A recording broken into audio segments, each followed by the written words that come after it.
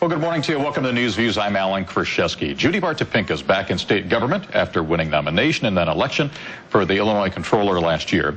A little bit about her background. She's a former newspaper reporter and editor. In 1980, she switched careers, went from journalism to politics, and was elected a West Suburban state representative. Then in 84, she was elected a state senator. In 94, elected state treasurer. And she made history by becoming the first treasurer reelected to 3 consecutive terms.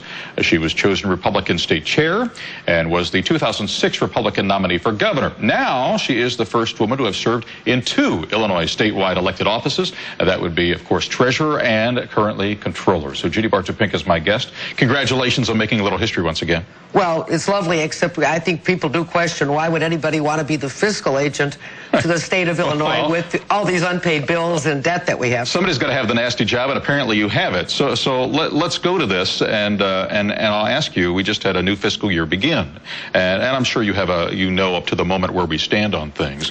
How bad are we here in the state of Illinois? Well, we're in pretty bad shape. We're right now at about $8 billion in the hole.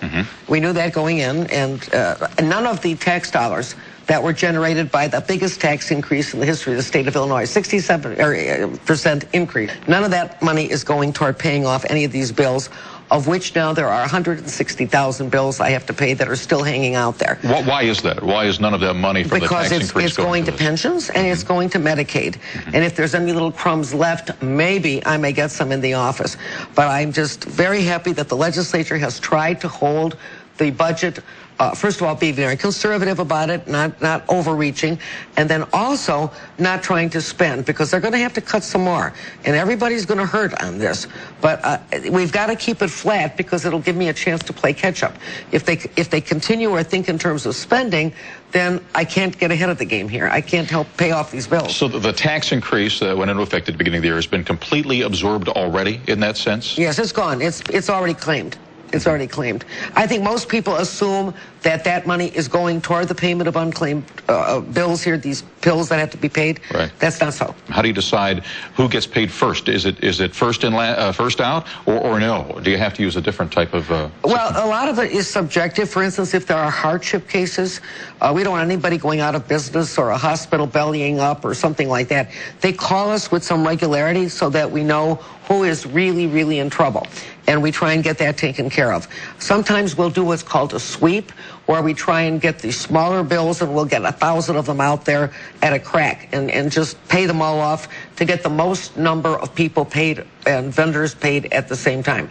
That still doesn't solve our problem, but it kind of moves us along. I would love to pay partial payments in an orderly fashion, because at least people could budget. Kind of an installment basis? Right, at least they have something, you know. And I think that everybody agrees this would be a great idea. But when you've got 1996 computers and programs that they don't even teach in high school anymore, I can't make that happen. So we're going to have to get some new equipment so that we can at least do partial. So, I mean, under statute, you're allowed to do that. That is, you're allowed to make installment payments back to people. Well, no one said no. So if it's not no, it's yes. Then okay. But you're saying that the equipment you have? Yes, mechanically I can't make it happen, because our stuff is so old that literally...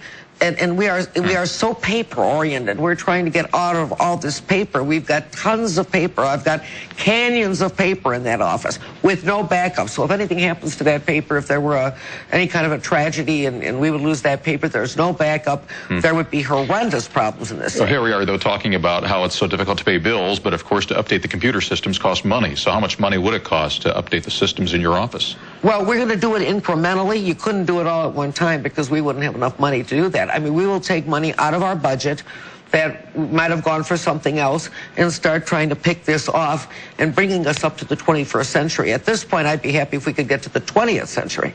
You know, we're so far behind. Well, can you give me some sense as to the time frame involved in the backlog now in unpaid bills? Well, right now we've got about 160,000 bills that have to be paid, and roughly about 120 days, 150 days before they'll get paid. Some will get paid a little faster, again, if we can move it along. If it's a hardship, we can move it along. But that's how long it's going to take. We are, in effect, running the state on the backs of private business, industry, vendors, and individuals. Like, for instance, we have corporations and individuals who should be getting their tax refunds. Well, they're not getting them. If you wondered why you didn't get them, it's because there wasn't money to pay them. So, in effect, we are using your money long-term without paying you interest. Yeah, and running the state on yes, and on the other topic, in terms of the unpaid bills, with a backlog of what, nearly 6 months, with nearly 6 months of right. a backlog here, at some point, if private business is waiting to be paid, they can't stay in business much longer. No, they can't. Under that kind of and system. I think, you see our businesses now that will either pad their bill to accommodate that, which is not a good thing, obviously, or they will not want to do business with the state of Illinois in the future because they're not getting paid, or worst case scenario, they either belly up or move out of state. I mean, we put all these people at risk. You just cannot keep doing this. Okay, and that's just one of the issues you're dealing with. We're going to take a short break right now. When we come back, we're going to talk about a big one, which, of course, is the pension, unfunded pension problem here.